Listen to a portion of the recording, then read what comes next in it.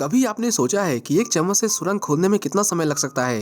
यही सवाल एडमंड भी खुद से पूछता है जब एक दिन अचानक से एक दूसरा कैदी जमीन को खोदता हुआ गलती से उसके सेल में घुस जाता है। एडमंड पिछले 5 सालों से काल कोठरी में बंद है, जहां उसे बहुत टॉर्चर किया जाता है।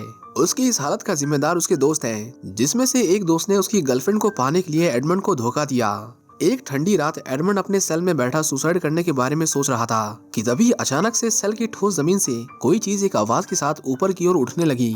5 साल अकेले रहने के बाद ये उसके होश उड़ाने के लिए काफी था। जमीन से उभरता वो जीव दरअसल एक इंसान था जो नीचे वाले सेल का कैदी है। एबी फारिया नाम का ये शख्स पिछले 15 सालों से ये सुरंग खोद रहा है। एडमंड को लगा कि उसने बाहर निकलने का रास्ता खोज लिया, पर एबी उसे झूठी उम्मीद नहीं देना चाहता था। वो कहता कि इतने सालों से मैं गलत दिशा में खुदाई कर रहा था, क्योंकि अगर सही दिशा में कर रहा होता तो मैं यहाँ ना पहुँचता। गलती से ही सही पर एडमंड के पास ऊपर वाले ने दोस्त के रूप में एक मसीहा भेजा था और अब उसे पत्थर गिनकर अपने दिन नहीं काटने पड़ेंगे। एबी ने उसे अपने पीछे आने को कहा और उस टनल से होता हुआ जब एडमंड उसके सेल में पहुंचा तो वहां का नजारा देखकर उसे अपनी आंखों पर यकीन नहीं हुआ। एबी का सेल मानो जैसे कोई जेल ना होकर एक प्राइवेट रूम था। उसके पास कुर्सी, आरामदायक बिस्तर और किताबों का पूरा शेल्फ था। वहाँ पर रखी हर एक चीज बेशकीमती थी और उसकी लिखी किताबों में उसकी जिंदगी भर की नॉलेज थी। एबी उसे कहता है कि अगर तुम मेरी टनल खोदने में मदद करो तो मैं तुम्हें वो सब कुछ सिखा सकता हूँ जो मैंने यहाँ रहकर सीखा है। एडमंड फैसला करने में जरा भी देर नहीं करता, क्योंकि कुछ करना अकेलेपन के अंधेरे में मरने से लाख गुना बेहतर था। वो खुदाई शुरू ही करने वाले थे कि तभी उन्हें गार्ड्स के कदमों की आवाज आती है। डर के मारे एडमंड खरगोश की तरह फुर्ती से अपने सेल में लौट आया और कूड़ादान को सही जगह पर रख दिया ताकि गार्ड्स को उस पर शक न हो। गार्ड ने दरवाजा खोला, कूड़ा उठाया और चला गया। उसके सेल का दरवाजा दिन में सिर्फ 2 बार खुलता था, एक बार कूड़ा उठाने के लिए और दूसरी बार खाना देने के लिए। बाकी सारा दिन उन पर निगरानी रखने वाला कोई नहीं था और वो बिना किसी डर के आराम से टनल की खुदाई को अंजाम दे सकते थे।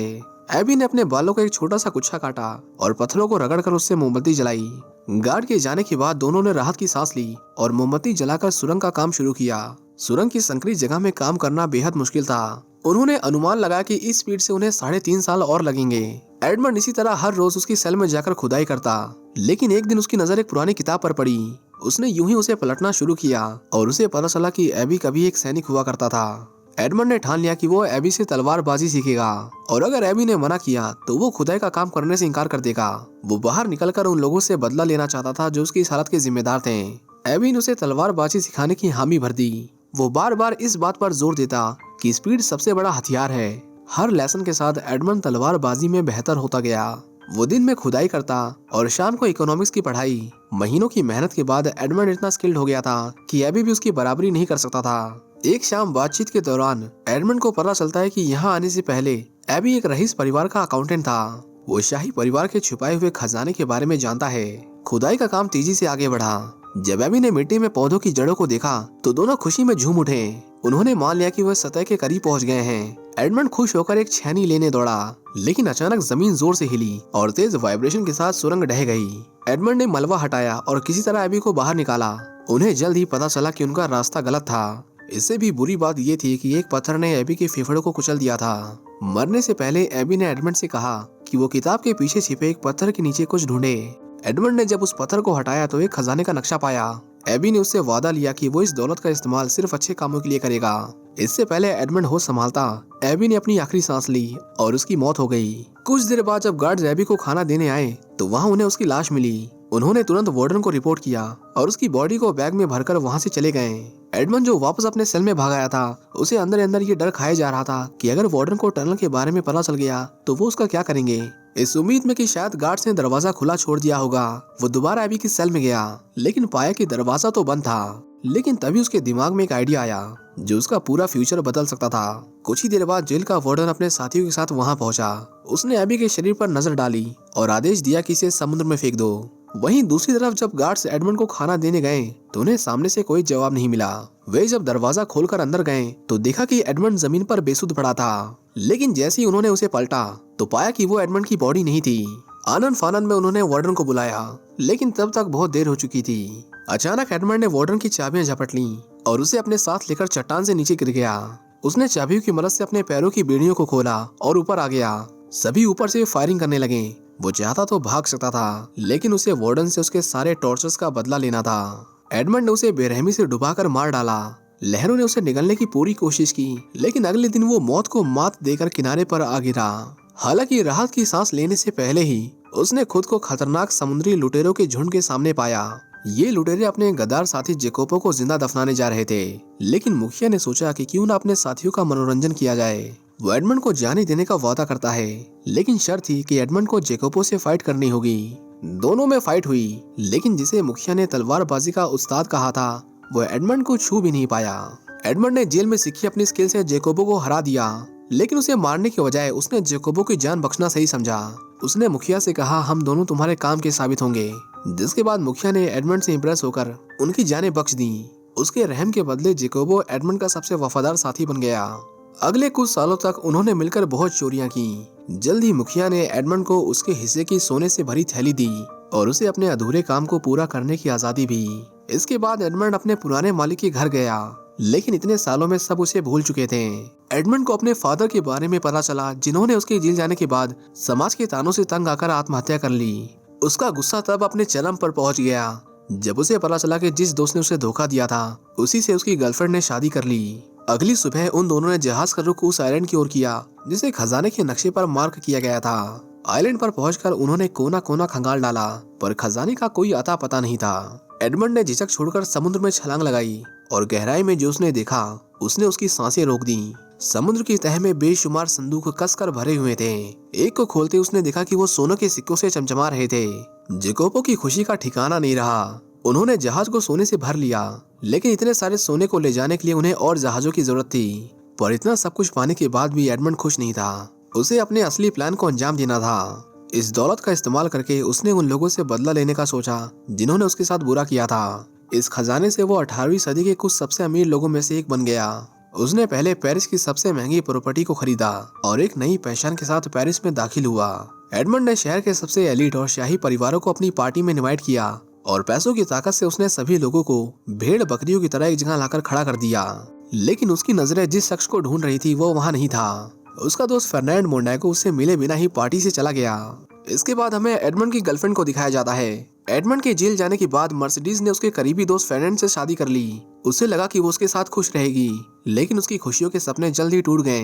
फर्नांड एक सनकी जुआरी निकला जो हवस और शराब के नशे में डूबकर परिवार की दौलत को बर्बाद करता गया। अब सिचुएशन ये थी कि फर्नांड कर्ज में डूबा हुआ था और अगले दिन उसे बैंक का बड़ा लोन चुकाना था।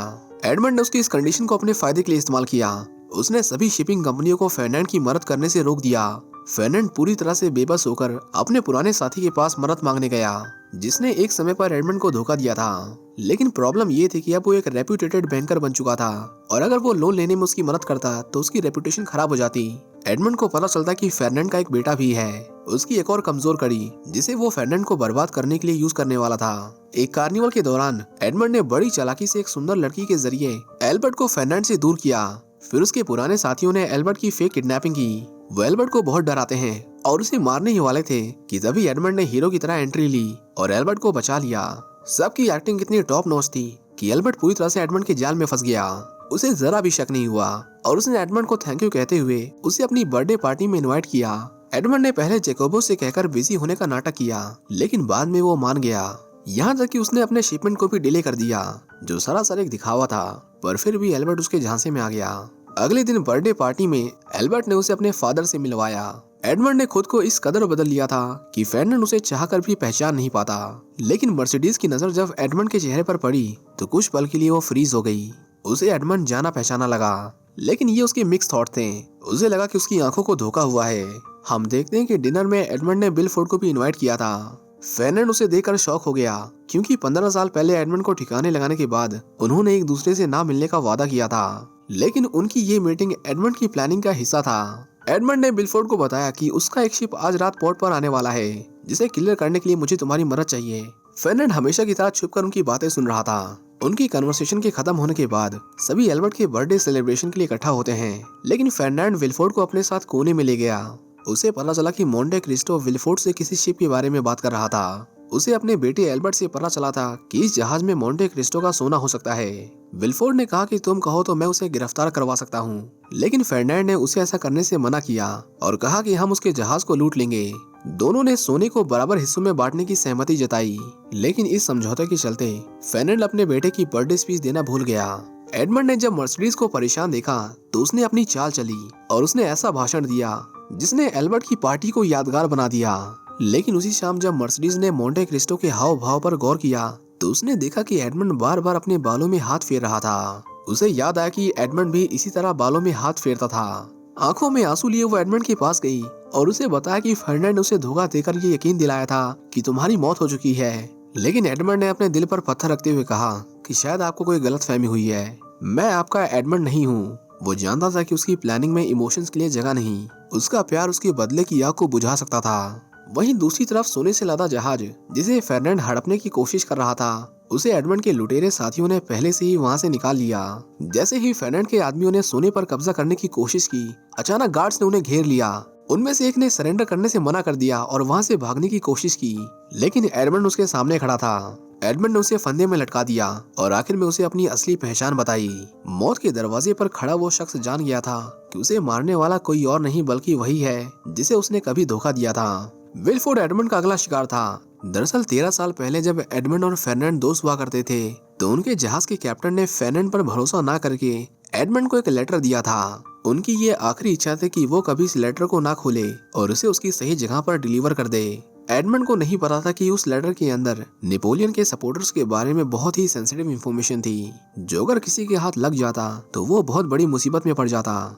उस लेटर के जरिए नेपोलियन अपने सपोर्टर्स को इन्फॉर्म करना चाहता था कि वो फ्रांस पर दोबारा कब्जा करने वाला है। लेकिन वो सही हाथों में पहुंचने से पहले ही फर्नांड ने विलफोर्ड को बता दिया कि एडमंड के पास एक लेटर है और उसने उसे देशद्रोह के जुर्म में गिरफ्तार करवा दिया।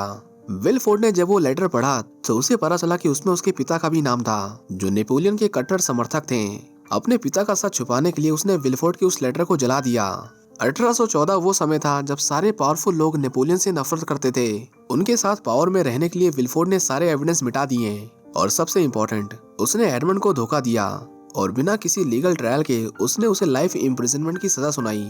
एडमंड गुहार लगाता रहा कि वो बेकसूर है, उसे नहीं पता था कि उस लेटर के अंदर क्या है, लेकिन विलफोर्ड ने फिर भी उसे जानबूझकर जेल में डाल दिया। उसने अपने पिता जो नेपोलियन के सपोर्टर थे उन्हें भी फर्नांड के हाथों मरवा दिया।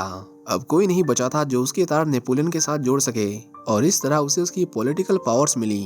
एडमंड विलफोर्ड से मिलने जाता है और उसे रिवील करता है कि वो एडमंड है। उसे देखकर विलफोर्ड की आंखें फटी की फटी रह जाती हैं और वो जल्दबाजी में कुछ ऐसा बोल देता है जो उसे नहीं बोलना चाहिए था। एडमंड ने उससे उसके सारे क्राइम्स कन्फेस करवाए। विलफोर्ड ने देखा कि गार्ड्स छुपकर उसकी बातें सुन रहे थे, जो बिना टाइम वेस्ट किए उसे अरेस्ट कर लेते हैं। एडमंड ने ऊपर से लेकर नीचे तक सभी को खरीद लिया था, जिसके चलते कोई ट्रायल कोई सुनवाई नहीं हुई और उसे सीधा जेल में डाल दिया गया।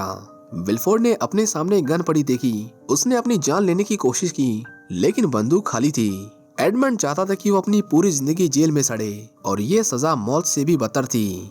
इसी बीच फर्नांड जो बैंकरप्ट हो चुका था, हड़बड़ी में देश छोड़कर भागने की कोशिश करता है। हाथ में जो लगा उसने फटाफट उठा लिया। मर्सिडीज अब और नहीं भागना चाहती थी। उसने फर्नांड को बताया कि एल्बर्ट तुम्हारा बेटा नहीं है। फर्नांड के पैरों तले जमीन खिसक गई जब उसे पता चला कि जब उसने मर्सिडीज से शादी की थी तब वो पहले से ही एडमंड के बच्चे की मां बनने वाली थी। सच सुनकर फर्नांड को बहुत गुस्सा आता है, लेकिन फिलहाल उसका भागना ज्यादा जरूरी था। वो उन दोनों को छोड़कर फरार हो जाता है और बहुत दूर जाने के बाद एक सुनसान कैसल में आता है। वहाँ 2 पेटियां रखी थीं, लेकिन फर्नांड जैसे उसे खोलता है वो पाता है कि अंदर कुछ नहीं था। इससे पहले वो कुछ समझ पाता वहाँ एडमंड आ जाता है। इस बार उसे फाइनली रियलाइज होता है कि एडमंड ही मोंटे क्रिस्टो है और ये सब उसकी चाल थी। वो गुस्से में उस पर हमला कर देता है, लेकिन एडमंड के सामने वो कुछ नहीं था। अपने आखिरी वार से एडमंड उसे मारने ही वाला था कि तभी एल्बर्ट बीच में आ जाता है और वो अपने फादर को डिफेंड करता है। वो कहता है कि मेरे रहते तुम उन्हें नुकसान नहीं पहुंचा सकते। इसी बीच फर्नांड अपनी गन लोड कर रहा था। एडमंड एल्बर्ट को लास्ट वार्निंग देता है और कहता है कि अगर तुम सामने से नहीं हटे तो मैं रहम नहीं करूंगा। लेकिन तभी वहाँ मर्सिडीज आ जाती है और वो एल्बर्ट को बताती है कि उसका असली पिता कौन है। एडमंड भी सच जानकर हैरान हो जाता है, लेकिन फर्नांड मौके का फायदा उठाकर उस पर गोली चला देता है। फॉर्चुनेटली जैकोबो की इंटरफेरेंस की वजह से गोली एडमंड को नहीं लगती, लेकिन गलती से वो मर्सिडीज को घायल कर देती है। फर्नांड वहाँ से भाग खड़ा हुआ, लेकिन जैसे ही उसने एडमंड और उसके परिवार को एकजुट होते हुए देखा, उसके कदम रुक गए। उसे रियलाइज हुआ कि वो भागकर कहीं नहीं जा सकता। फर्नांड से उसकी खुशी देखी नहीं जाती और वो उन सबको मारने के लिए वापस लौटता है। फर्नांड ने घोड़े पर सवार होकर तेजी से हमला किया और एडमंड की तलवार छीन ली, लेकिन जल्दी उसका बैलेंस बिगड़ा और वो घोड़े से गिर पड़ा। दोनों आपस में भिड़ गए। हाथापाई करते हुए फर्नांड ने एक तलवार वापस पाई और एडमंड के पेट को इंजर्ड कर दिया, लेकिन दर्द के बावजूद एडमंड लड़ता रहा। आखिर में उसने फर्नांड को निहत्था किया और अपने आखिरी वार से फर्नांड की जान ले ली। इसके बाद एडमंड अपनी पत्नी और अपने बेटे के साथ उस जेल में गया जहां उसने अपनी जिंदगी के 13 साल बिताए थे। उसने अपने मेंटर अपने दोस्त एबी को श्रद्धांजलि दी। एडमंड ने पूरे आइलैंड को खरीद लिया था। वो यहाँ आया तो रूल करने था, पर ऐन मौके पर उसने अपना मन बदल लिया और फैसला किया कि अब यहाँ कोई जेल नहीं होगी। एडमंड ने एबी की आखिरी इच्छा को पूरा करने का वादा किया कि वो अपनी दौलत और ताकत का यूज सिर्फ अच्छे कामों के लिए करेगा। इसी के साथ ये मूवी यहीं पर खत्म हो जाती है। उम्मीद करता हूँ कि आपको ये कहानी पसंद आई होगी। Thank you for watching.